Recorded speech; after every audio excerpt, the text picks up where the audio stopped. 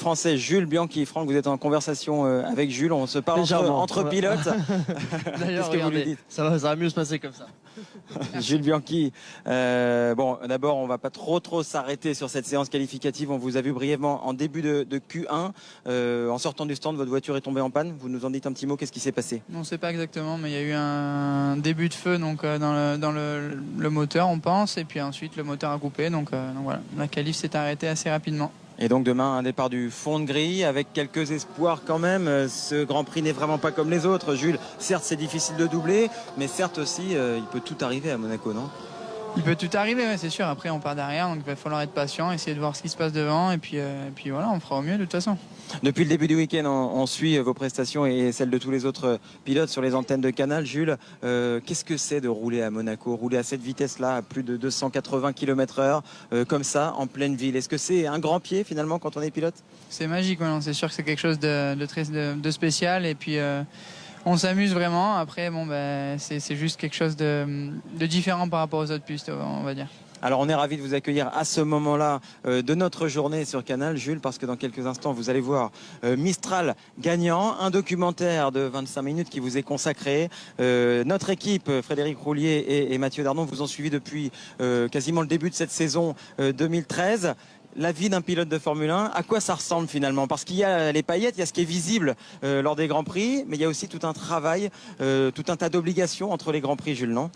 Non, c'est clair, il y a aussi beaucoup de travail. Donc quand on est sur les Grands Prix, on travaille. On travaille beaucoup aussi, mais je veux dire, à côté de ça, en dehors de la piste, il y a beaucoup de préparation physique. Et puis voilà, donc c'est une vie très spéciale, et je m'y habitue bien pour le moment. Donc je suis content de ça. Vous allez voir tout ça dans le sujet. La vie dont vous rêviez, Jules, tout petit, on va voir ça également dans le reportage. Non, clairement, c'est la vie dont je rêvais, et pour l'instant ça se passe très bien. Vous nous avez ouvert toutes les portes aux équipes Canal pendant 2 mois. On s'est bien rendu compte qu'on avait la chance aussi de filmer beaucoup de moments de la vie d'un pilote. Cette caméra très présente avec vous, elle ne vous a pas dérangé finalement? À aucun moment elle ne vous a dérangé? Si, parfois, c'est sûr que c'était pas naturel, donc ça faisait un petit peu bizarre, mais c'est sûr que je me suis habitué, et après j'étais plutôt à l'aise, donc c'était mieux à la fin. Allez, on va voir ça tous ensemble maintenant. Ça s'appelle Mistral gagnant. Le Mistral, évidemment, c'est ce vent du sud, votre région d'origine, ce vent qui vous pousse très fort et qui vous portera, on l'espère tous, très haut dans votre carrière de pilote de Formule 1. Mistral gagnant. Frédéric Roulier sur des images de Mathieu Dardon. Intérieur Sport, c'est maintenant. Pour régler un problème de baquet. Morning. No, don't worry. Don't be scared. Good, thank you. Where do you want me to sign? Just anywhere, kind of. Okay. On va aller voir ce qui va pas dans ce baquet là. Ok. Alright, morning. Okay, mate. Hi guys. Hey mate, you okay? You okay? Hey, Okay, mate. This was the problem, no? so this is where I think the seat was touched. I thought it was here initially. Okay. On est obligé d'avoir une partie en carbone comme ça, puisque si jamais on a un accident, en fait, il t'enlève de la voiture avec le baquet. Et donc il faut que le baquet soit solide et donc en carbone. Donc nous on a ce baquet là-bas, et dedans on met celui-là, qui épouse la forme de mon corps. You okay then? Yeah. All good? Yeah. Obviously has speed, which is the first thing you need. He also has quite a bit of experience in India, so that helps us a lot with his information from driving faster cars than ours. So that helps, but he's also very intelligent and very calm, which is important ingredients. Looks a lot better, hein? Yeah. Okay. Si jamais je me sens pas à l'aise, je vais peut-être perdre, on va dire, de dixièmes par tour, et ça fait une différence énorme au bout de 60 tours. Donc il faut vraiment que tout soit parfait et que je puisse me sentir à l'aise et que je puisse rouler à ma limite toute la course. Et la dernière course, c'était pas du tout le cas, puisque au bout de 10 tours, donc j'avais le pied gauche qui était endormi, donc c'était pas possible. If I go there, it's a bit better, but... Ouais, c'est là, on est bien, hein. Quand j'étais plus en Formule Renault, là, il y a 4-5 ans, j'avais dormi une fois dedans. J'avais fait une petite sieste dans le baquet. De A à Z, il y en a à peu près 50 personnes pour la voiture. Oui, c'est là qu'on se rend compte vraiment que quand on est titulaire, le moindre détail compte. Et si ça m'était arrivé l'an dernier, on n'aurait pas trop fait attention. Là, c'est vrai que de suite, on a essayé de changer les choses, et on a travaillé pour ça.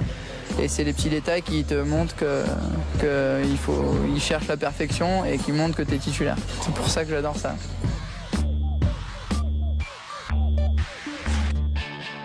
Bonheur d'enfant pour se souvenir du début de la route. Ouais.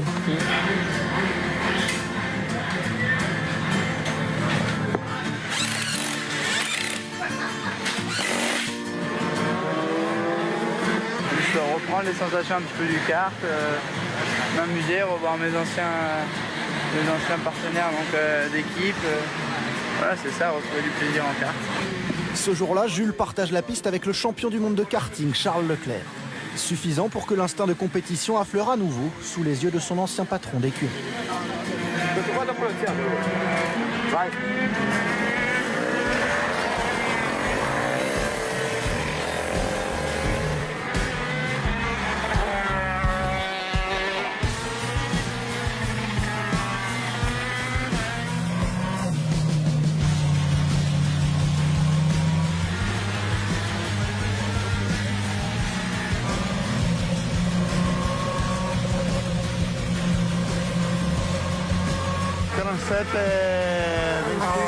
Jules, à 45-35 Charles Leclerc.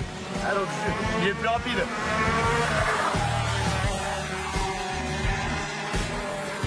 Pour Jules, toute vitesse dans la course.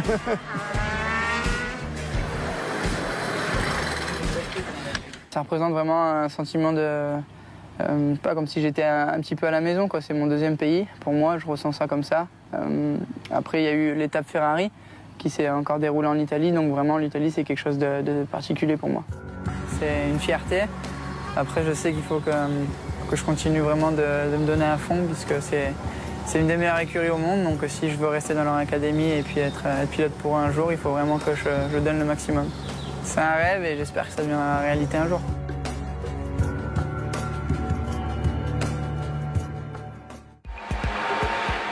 Ferrari n'est jamais loin. Nous sommes à Barcelone en plein week-end de Grand Prix et Luca Baldisseri, directeur de l'académie, supervise les essais libres de Jules dans le garage Marussia. Une manière de rappeler que Ferrari garde jalousement la main sur le talent de Bianchi.